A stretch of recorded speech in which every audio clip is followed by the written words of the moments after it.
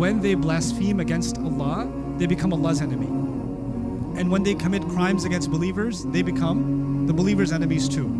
So it's as if Allah was saying, these people that have committed crimes against me and also you, don't let them become your allies.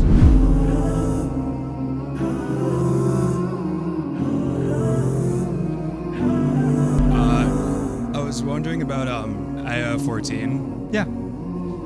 You really emphasized that the difference of enemies was, like you mentioned another ayah where it was mentioned that these enemies are enemies of God as well. Yes. And you emphasized in ayah 14 that they weren't enemies of God. Right. So I was wondering of other examples, or like other examples, or like more, like go more in depth about that, like why you really emphasized it.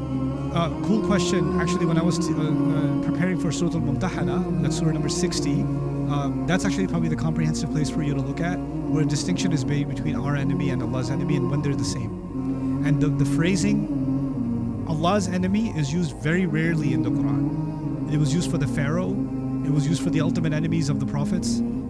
It was used for, يَأْخُذُهُ عَدُوٌّ لِي وَعَدُوٌّ لَهُ, meaning the Pharaoh. When baby Moses washed up to the shore, or the banks of the castle, Allah said, my enemy and his enemy shall take him. Right? So that Allah used it for him.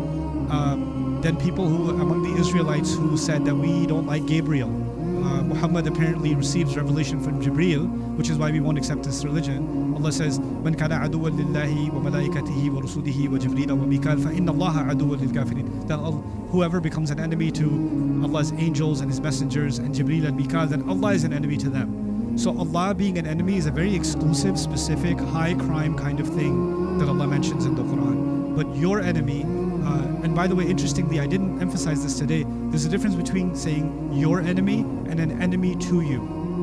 Okay, that sounds almost the same in English, but in Arabic it's not.